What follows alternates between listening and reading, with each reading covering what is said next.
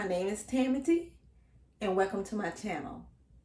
Today I would like to talk to you about my breast cancer diagnosis. And I would like to take you on a journey with me throughout the whole entire process. But this video is only about the diagnosis.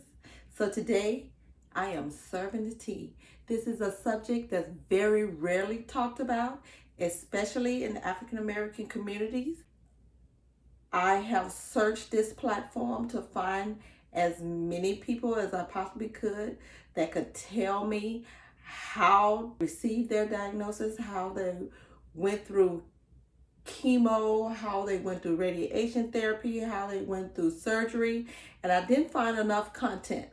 So Tammi is serving the tea.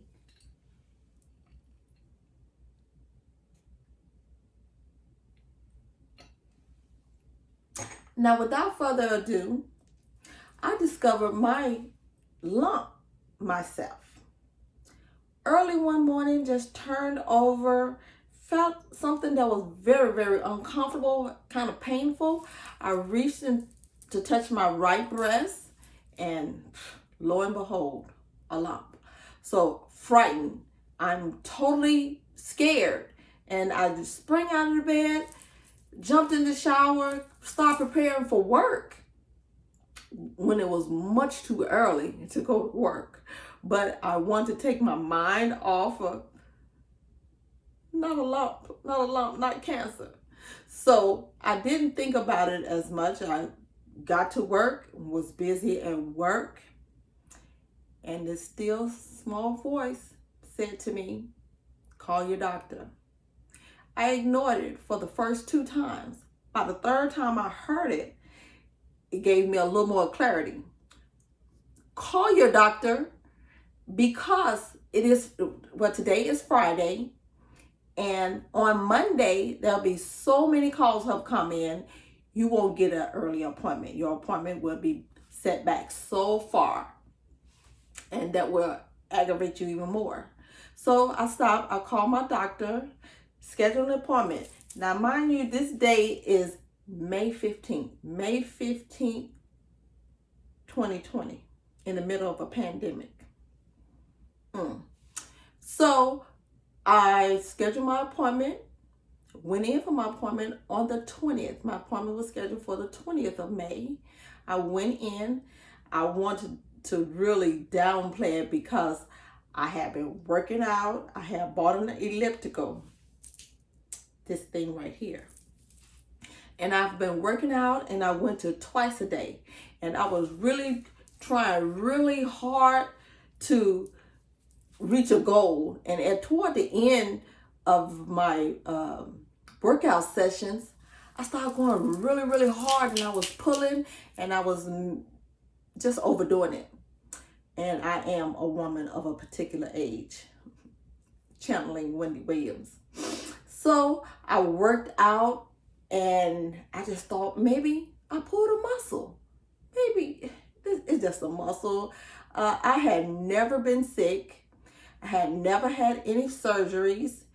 All my mammograms always came back good. All my tests always came back good. I've been fairly healthy, other than a cold or sore throat or something like that. Not very sick at all. So I'm thinking, this can't be cancer. It don't happen to me. It can't, well, not that it can happen to me, but I've been healthy thus far. So I downplayed it when my doctor came into the examining room, and she gave me an examination. Prior to examining me, she asked me, can you tell me about what size you think the lump is? So I said maybe a nickel size, possibly a quarter size. So as she did her examination, she said, well, it's definitely more than a nickel. So it's about a quarter size. So she ordered a diagnostic mammogram. And my diagnostic mammogram was scheduled for May 27th. I went in during that time. I had a late appointment, like a late afternoon appointment, 3 o'clock. So during that mammogram plus the diagnostic, which is a ultrasound, during the ultrasound, I kind of didn't want to watch the screen, but I did watch it, but I did. And so I was asking questions, everything was changing colors. I did see the tumor in there. But I noticed that after they went over the tumor so many times, they start moving the probe under my arm and in my neck, and I asked, what was that for? And she said, a lot of times if it's cancer, it likes to move around. Cancer likes to move. In the first place it like to go is to the lymph nodes. So we're checking all the lymph nodes. So I didn't ask any more questions from there. And when the actual pathologist came in, he did ask a question: do you have breast cancer in your family? Any history of breast cancer? So I'm not any immediate family members, but I did have a first cousin. And they kind of ruled that kind of out because they're looking for immediate family members. So I just kind of stayed quiet because I was kind of getting scared at this point. So it was getting late, and normally at this point they would normally do a biopsy at this time. But by the fact that it was late in the afternoon, it was already by this time, it was already at the end of the day. So they had to schedule me for a different day for my biopsy. Now, I'm a little upset because I want all this done in the same day. So that pushes my diagnosis out a little further. So at this point, I'm scheduled to come back on June 2nd. And on June 2nd, when I come in, they do the biopsy. They made me feel very, very comfortable. I got a lot of anesthesia, local anesthesia, and it still was painful because the initial thing, do you feel this? Do you feel that? I had yes, no, or whatever. And then I'm such a baby. Everything hurts. So they had to give me probably the max, the local anesthetic that they could give anyone. So during the guided ultrasound guided biopsy, again, we got through that. I had a little scar. They gave me two little scars, one right on the tumor, and then again they biopsied the lymph node because it was swollen. So they biopsied the lymph node, and they also put a clip.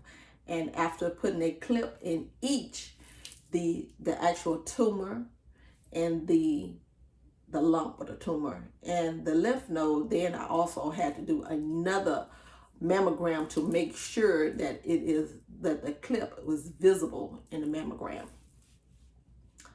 Okay, now I have to wait days to get the results from the biopsy. I get the results back on June 8th, which was my off day. I got a call from my doctor and say, hey, Tammy. And it wasn't her, it was an assistant who called and say, hey, are you able to come in today? We have the results of your biopsy. Yes, I'm able to come in. I will stop anything that I'm doing to come in. I'm scared, but at the back of my mind, I'm still thinking, part of me is still thinking, not cancer. You don't pull a muscle. You done aggravated some stuff going on because you trying your best to get in shape as much as you can at your age, just overdoing it, trying to keep up with a friend who say, hey, Tammy, I think you need to move your workups a little more. You need to push yourself. So, trying to push myself. I don't like working out anyway. So, I pushed myself, thought I pulled a muscle. Anyway, we scheduled at 4 o'clock that afternoon. I had my husband to go with me. Mind you, COVID-19 was still in the middle of a pandemic. He cannot go in with me to receive this information. So he had to sit outside. And as he sit outside, they call me back. I go back into my doctor's examining room. Sit there for a few minutes. As I was going into the room, I saw her standing at the desk, just moseying around like doctors do, I guess, talking or looking over some charts or something. And well, as I was sitting in the examining room, I noticed I was sitting there quite some time, more than normal. The doctors always make you wait, and so you're sitting there a little while. And so that voice spoke to me again and said, hey, I think you need to get out your voice recorder on your cell phone, get that cell phone app out, because you're going to need it. After she said the word cancer, you're not going to hear anything else. So I go through my phone really quick, and I find the app. Now I got to I've never used the app before, so now I got to figure out how to operate this app. So it was really simple. I got it and ready for record.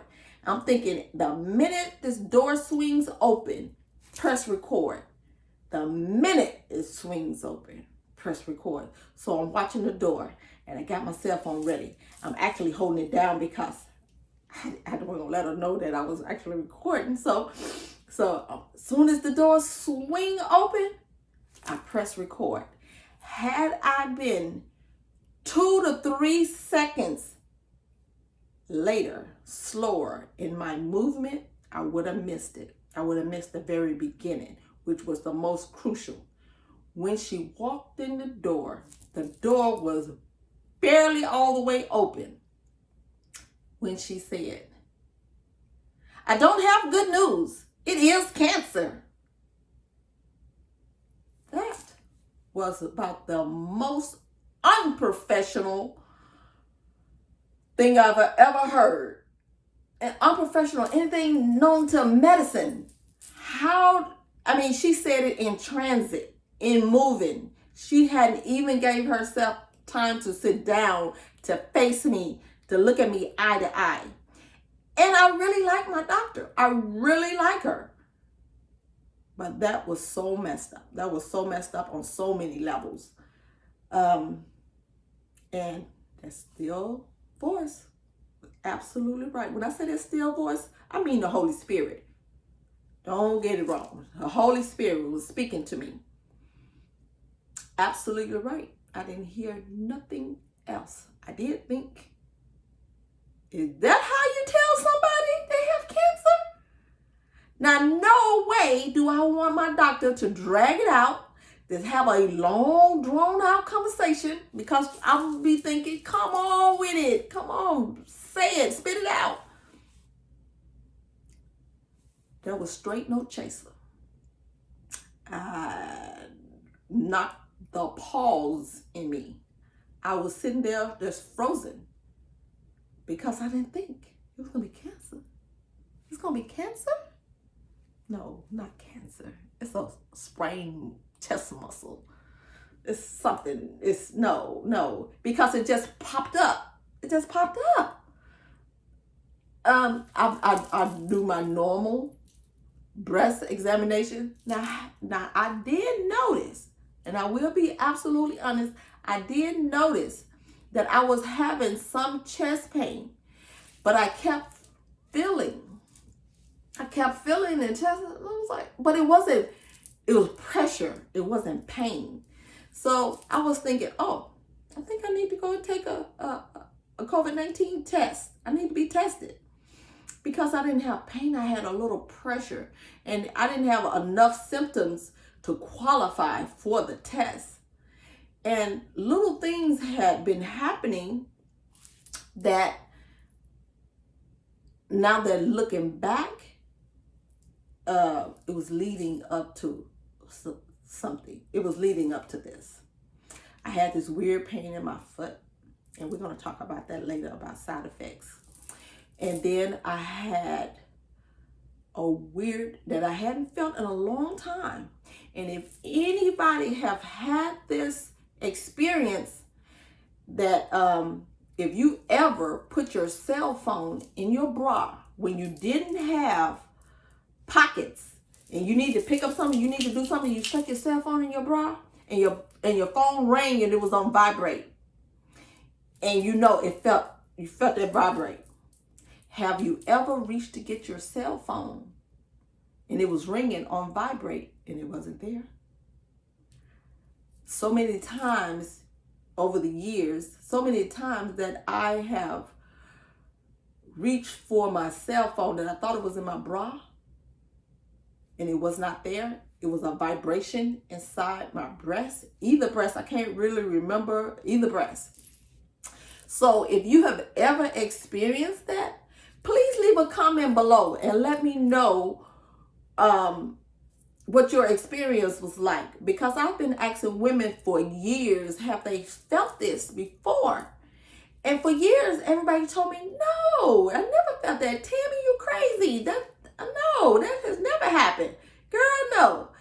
And just recently, one person admitted to feeling this weird vibration. So if you've ever felt that, please leave it in, share it in the comment. And let's talk about this thing. So, and that was my diagnosis. And when I walked outside, prior to walking outside, back to my doctor, she came, she sat beside me, and this was the softer side of her. She sat beside me and she explained the pathologist report. And she told me my breast cancer, the type, the name, the type, the stage, and the grade. The name was invasive ductal carcinoma. The stage is stage 2B. And the reason being 2B is because my tumor measured 2 centimeters. 3 to 4 centimeters is another grade, is a grade up. So because I was 2 centimeters and it had moved, it was called metastasis. It has metastasized to my lymph nodes. So it had moved from my right breast and metastasized to my lymph nodes under my right arm. 3 lymph nodes. 3 lymph nodes were swollen. Grade 3. I was a grade 3 because I was not estrogen driven. I was not progesterone driven, but I was HER2 positive driven, which means 90% of my tumor was feeding off the HER2 positive. So, and then I also had labial features. Still need to research that a little bit, but labial features. So, that is my diagnosis. That was a lot to take in, and none of this I heard as she was explaining it to me. It's a good thing I recorded it, because